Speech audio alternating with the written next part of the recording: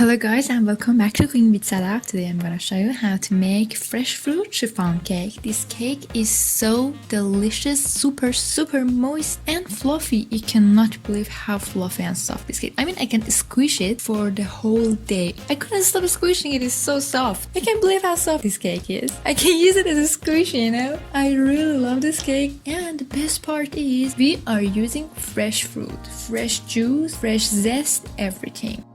The aroma, the taste, the flavor, everything is just great. I highly recommend you make this cake. So let's go and make it.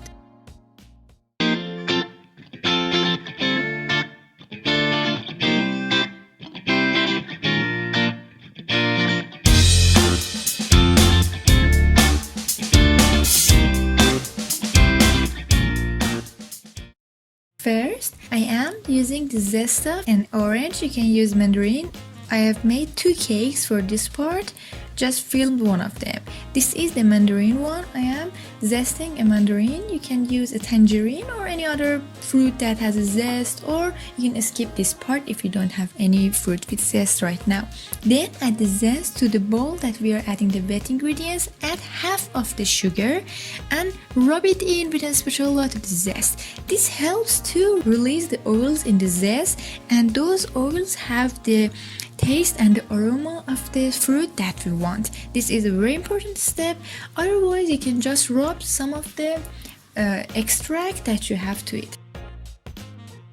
After that, I am juicing my mandarins or tangerines, whatever that you like. You can use oranges or lime too. After that, I am adding the juice to the cup. If you don't have any juice, you can just use milk or water, but I highly recommend using milk because it has better flavor. Then add the egg yolks to the sugar mixture. Add oil. I'm using some olive oil because it has more tang to it, and mix it well just until combined. We don't need any electric mixer for this part, just we want the sugar to be dissolved in the yolks. After we have mixed it well, add the juice or the milk if you are using the milk, and mix it well just until it's well combined. Set it aside, and to clean bowl, which I've cleaned it with vinegar, I am adding my egg whites and beating it with my hand mixer. I have added just a dash of apple cider vinegar. You can use some cream of tartar for helping to stiff it up. And gradually, very slowly, I'm drizzling the rest of the sugar to make my meringue base.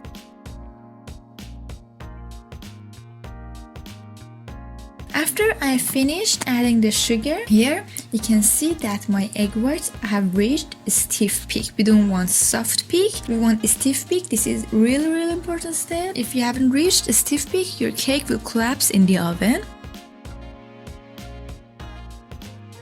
As you can see, the peaks are really tough and stiff. And please be careful not to overbeat the eggs too. Then sift the dry ingredients, which is flour, baking powder, and a dash of salt, into our wet mixture. Sifting is very important here. It helps to get rid of any lumps as much as possible. Then I'm using a whisk just to mix the dry ingredients with wet ingredients. Using a whisk is much better than a hand beater because we have more control over how much we are mixing and not overactivating the gluten in the flour. Then just grab a cup of your egg white mixture and add it fully to the wet ingredients to lighten it up because it's a bit heavy to just add it to our egg whites.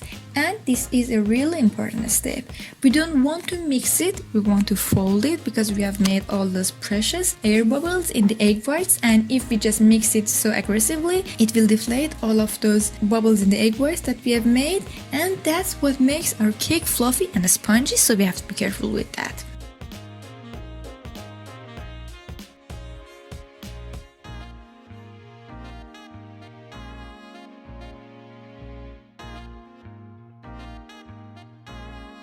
As you can see, I am folding it just with my spatula, and folding is mixing it from under to the top in a circular or S shape or English 8 number shape, anything that you like.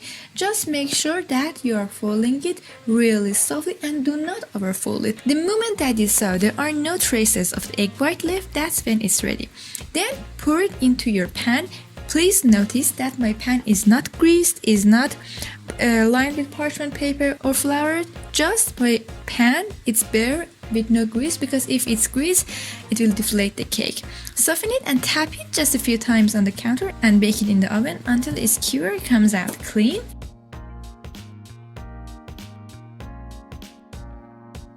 After you have baked it, quickly take it out of the oven and invert it on top of something like a glass or anything that has a little height. This will help the cake to keep its shape, keep its rise when we don't want to deflate it. Don't worry, since we haven't greased the pan, the cake won't fall out. If you have one of those special chiffon pans that the bottom will take out and there are 2 layers, good luck with them, they're much easier. So just take out the end of the pan and use it that way. We want to make sure that the cake is cooling down inverted. As you can see, I've made 2 cakes, one with tangerine or mandarins and another one with orange.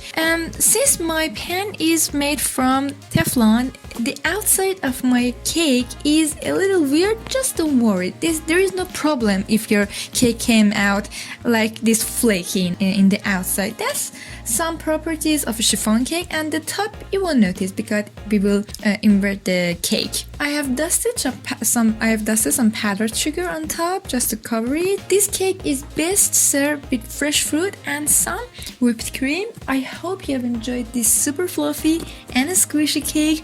This is the melt in your mouth cake. You will love it. I really recommend you try this cake.